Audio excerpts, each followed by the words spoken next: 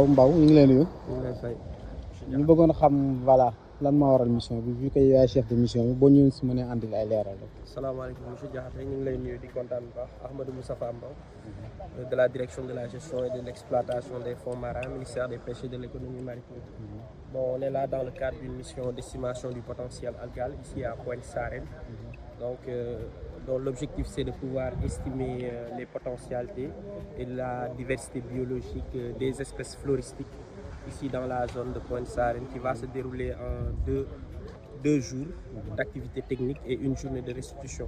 Donc pour les 2 jours d'activité technique, il y aura des sessions de plongée où il y aura des relevés de paramètres physico-chimiques et des relevés de tout ce qui est paramètres biologiques, mais également des prélèvements d'échantillons d'algues à caractériser et à identifier afin de pouvoir connaître quelles sont les utilités et les utilisations de ces recherches sources. Pourquoi la zone de Pointe Sarène? Parce que c'est une zone spécifique où la communauté est vraiment ancrée sur les activités génératrices de revenus relatives aux espèces algales. Raison pour laquelle nous, à travers notre activité, notre mission régalienne, on a pu identifier la zone comme une zone pilote pour pouvoir y mener ces activités. Donc le samedi, le troisième jour, lors de la troisième journée, il y aura une journée de restitution où il sera l'occasion de communier avec la communauté, échanger sur les résultats partiels que nous avons eu à prélever, le temps de pouvoir faire des analyses très poussées sur les résultats que nous avons obtenus, échanger avec la communauté, discuter sur tout ce qui est observation que nous avons eues, allier à la fois les résultats scientifiques et les connaissances empiriques que nous avons reçues issues de la communauté. En résumé, c'est les activités que nous comptons dérouler ces 3 jours. Inch'Allah. Bonjour M. Faye, chef équipe plongeur. Voilà, quel est l'objet de cette mission aujourd'hui? Bonjour M. Diakhaté. Aujourd'hui, on est là à Pointe Sarène dans le cadre de voir vraiment la recherche spécifique algale qui est dans la zone et aussi faire l'estimation, que ça soit pour la biomasse, l'abondance des algues aussi. Moi, c'est notre objectif de venir avec les plongeurs de la direction de la gestion et exploitation des fonds marins, et aussi avec les plongeurs locaux pour dans les fonds marins. Fi nga xamantene waag bi falay sax ñu jéem a xool yan façon xaat waag ñoo fi nekk et aussi ban moo fi gën a bëri bu ko defee suñu demee nañ mën a càmbar ay yeneen solution yoo xamante ne peut-être algues yooyu noonu am nañ ci njëriñ pour population yi nga xamante ne ñoo nekk au niveau de Pointe Sarène et aussi au niveau national comme aussi au niveau international, que ça soit dans le domaine pharmaceutique, que ça soit dans le domaine alimentaire, mais aussi dans le domaine agricole. L'objectif de la mission d'aujourd'hui nag mooy ñu dem xool waag bi fi nga xamante ne foofu lay sax ay yan waag moo fa nekk ak yan façon seen tolluwaay yooyu lañ ko estimé tey jii nii. Bismillah Maguette yow mi dëkkee Pointe Sarène loolu ñu mën a wax ci Pointe Sarène spécificité yi mu am ak yooyu yow ñu ci mën a wax. d'abord di nuyu di leen ziar di leen jox seen wàccuwaay di kontaan ci initiative bi parce que comme ni ngeen ko waxee rek puisque yàlla daa dogal da ngeen am benn projet bu jëm ci wàllum waag beeg yu mel noonu. maintenant bu dee Pointe Sarène nag moom Pointe Sarène moom benn village la boo xam ne moom daanaka village de pêche la. napp daal moom moo gën a bari liñ fi def daal comme activité. ginnaaw napp bi am na mbay aussi dañuy bay ci tool yi. bay dugub bay mboq ay gerte yooyu noonu yëpp. maintenant également am nañ aussi ay barrages yi nga xam ne dañuy permettre ñu mën di def le maraîchage quoi. waaw maintenant ci loolu noonu aussi dafa nekk benn zone boo xam ne dafa nekk ci côté station balnéaire bi. surtout daf ñu mën a permettre aussi ñu am sens man am ci benn kii ñu ko waxee sax. hôtel 5 étoiles bi ñuy wax Riu Baobab. bi nga xam ne moom moo nekk ci dëkk bi di attirer également suñu ay partenaires wala les investisseurs. dëkk bi nag taxu koo màgg noonu mais léegi depuis que gars yi gisee ne daal am na intérêt daal mën na indi koom-koom ci réew mi. ci côté que ça soit ci côté napp bi wala ci côté tourisme. nit ñaa ngi fiy ñëw ndànk-ndànk di ko gën a découvrir. dëkk bi nag moom. rëyul parce que booy xool ñun ñëpp xam nañ daana nag xamante nañ ci moom daanaka exemple bu ndaw bi ma la jox rek man mi nga xam ne fi laa juddoo fi laa yaroo fi laa ji magee jaañ daanaka automatiquement da koy mën a xam naa fii moom ci jàmm la ñuy dund ay góor yàlla ñoo fi nekk ñàkk jëriñoo la ñu xam macha allah.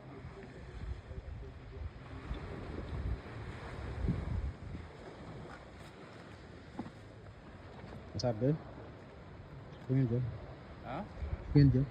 fi ñuy jëm waaw. si waag gi fu ngeen fa def.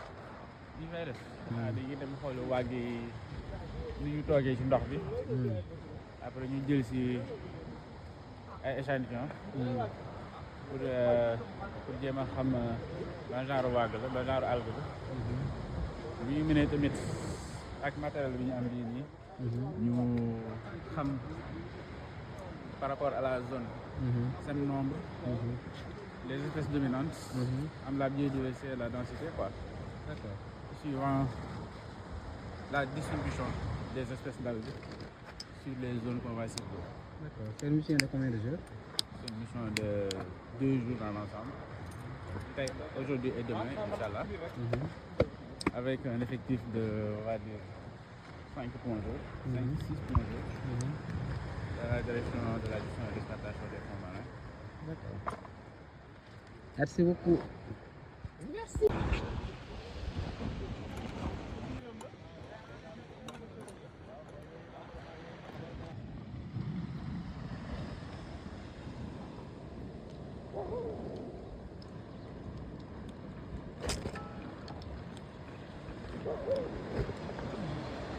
li nga def wala bu bi ah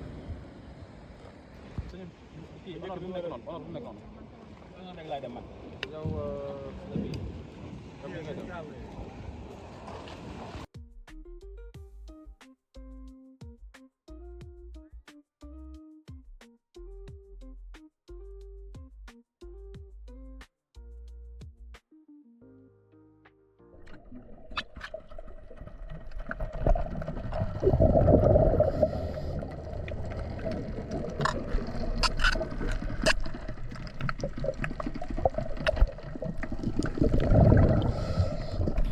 Comment ça s'est passé? Ça s'est très bien passé. On a une variété d'algues ici dans la zone. Et puis bëri am. Moom juste le souci bi ñu xaw a am mooy visibilité bi. D'accord.